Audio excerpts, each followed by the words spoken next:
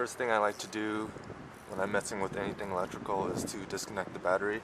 I don't know if it's really necessary, but just to be safe, we're going to access it by pushing these tabs here. And using a 10mm socket, we'll disconnect the negative terminal. And then that wiggles off, put that to the side. The stock blow-off valve or diverter valve should be below this intake tube, so we're going to use a flathead screwdriver to remove that. And I was also told that we should remove the coolant reservoir just to give us more space to work down there. There's also a plug underneath that you need to unclip. Pull the tab forward and then push the plug down.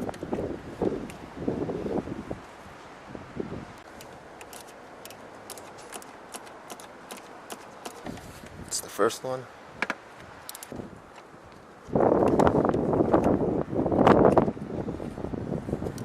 Second one. So this is the last one.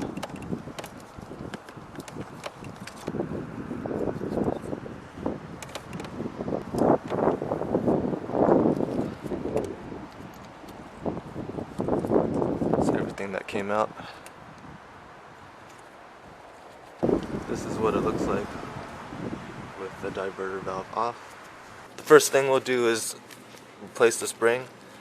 So this is the stock diverter valve. Inside there is a spring, and if we compare it to the Alta one on the left, it is shorter. Let's compare the compression. Seems pretty easy to squeeze. And with this one, it's a little harder. You can compare it this way too. So this is the stock one. You can see how it bounces back compared to the new one. There's definitely more springiness. This is the stock spring. This is the replacement spring. Now for the adapter, if you put the adapter on, there's only one way that the screws line up. So this way doesn't work,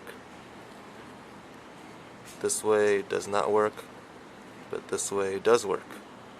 So the hole is actually on this side.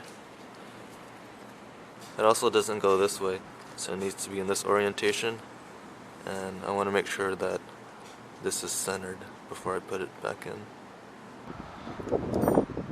The Allen keys going back in are also number 5s. What I'm using is a 1/4" socket with a 1/4" to 3/8" adapter, and then a 5mm Allen key.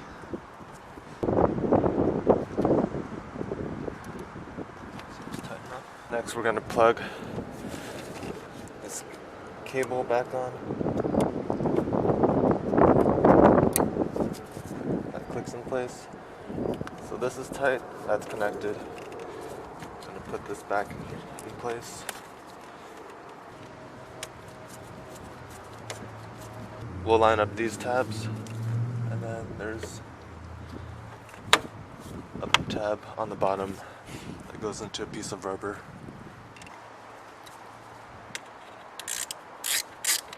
So just to make sure, we tighten that, we tighten that. We tighten the 3 bolts and put the plug back in. We're gonna reconnect the battery.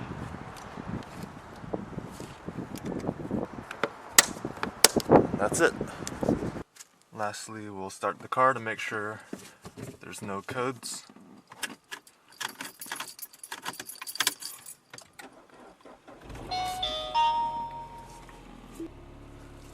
And there doesn't appear to be any.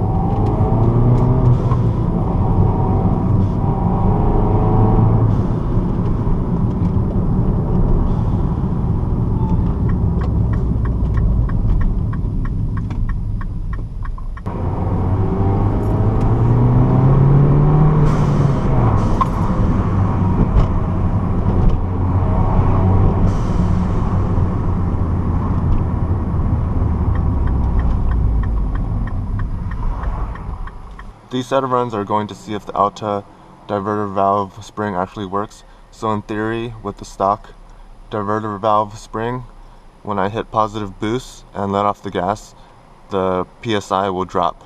With the new spring, I'm not sure if it'll actually retain the boost or if it'll just drop it at a lower rate. This will be the stock run where I just hit positive boost driving with the stock spring, and we'll see how they compare.